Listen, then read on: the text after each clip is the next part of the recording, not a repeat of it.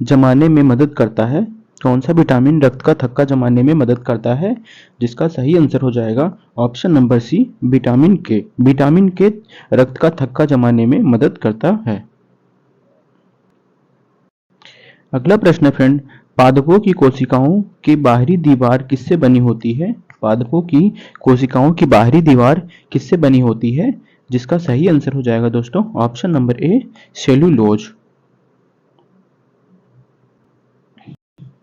Next question है, DNA अणु का आकार कैसा होता है? डीएनए अणु का आकार कैसा होता है?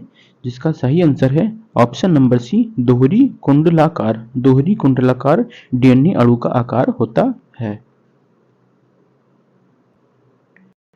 नेक्स्ट क्वेश्चन है फ्रेंड, मनुष्यों में मूत्र का निर्माण कहाँ होता है? जिसका सही आंसर हो जाएगा दोस्तों ऑप्शन नंबर सी, वृक्क किडनी में। नेक्स्ट क्वेश्चन है, रक्त में शर्करा का स्तर किस हार्मोन द्वारा नियंत्रित होता है? रक्त में शर्करा का निर्माण किस हार्मोन द्वारा नियंत्रित होता है? जिसका सही आंसर होगा option number A, insulin. Insulin के द्वारा। अगला प्रश्न है, मलेरिया फैलाने वाला मच्छर कौन सा होता है? मलेरिया फैलाने वाला मच्छर कौन सा होता है? जिसका सही आंसर हो जाएगा option number B, anopheles. Anopheles मच्छर मलेरिया फैलाने वाला मच्छर माना जाता है।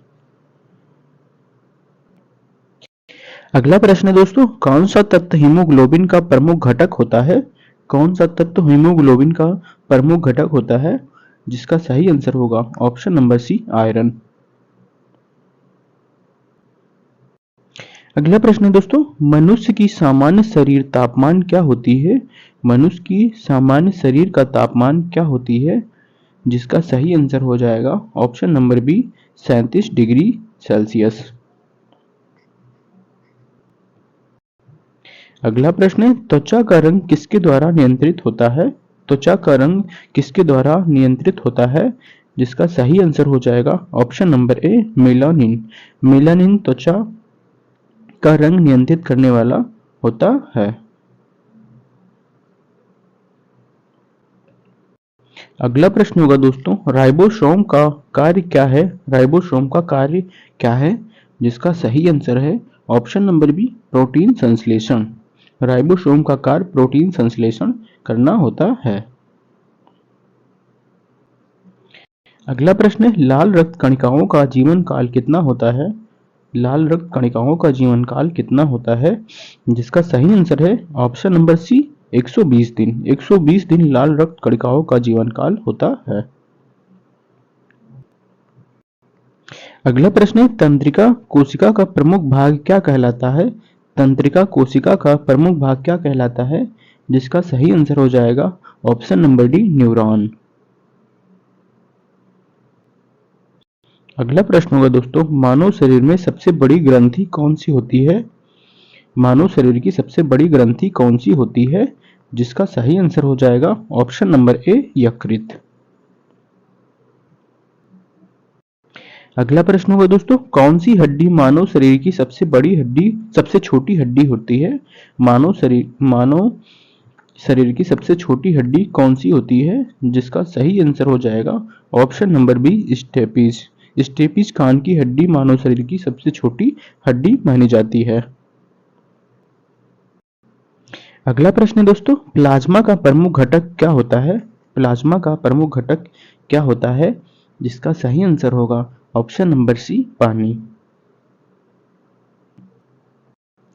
अगला प्रश्न होगा दोस्तों, डार्विन का विकासवाद सिद्धांत किस पर आधारित है? डार्विन का विकासवाद सिद्धांत किस पर आधारित है? जिसका सही आंसर हो जाएगा ऑप्शन नंबर बी, प्राकृतिक चयन। अगला प्रश्न है दोस्तों, पौधों की जड़ों में नाइट्रोजन स्थिरीकरण करने वाले बैक्टीरिया कौन से होते हैं? जिसका सही आंसर होगा option number A, rhizobium. Rhizobium पौधों की जड़ों में नाइट्रोजन स्थिरीकरण करने वाले बैक्टीरिया होते हैं। अगला प्रश्न है दोस्तों, मस्तिष्क का कौन सा भाग श्वसन और दिल की धड़कन को नियंत्रित करता है?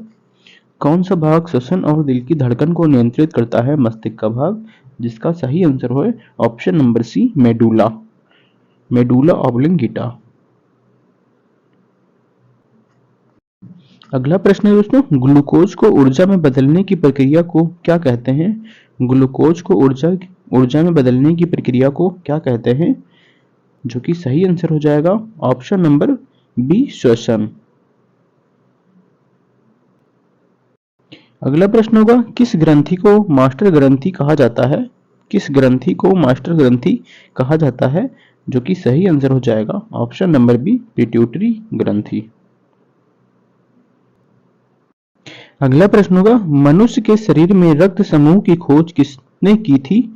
मनुष्य के शरीर में रक्त समूह की खोज किसने की थी? जिसका सही आंसर हो जाएगा option number B, lord Karl Landsteiner. Karl Landsteiner ने रक्त समूह की खोज की थी।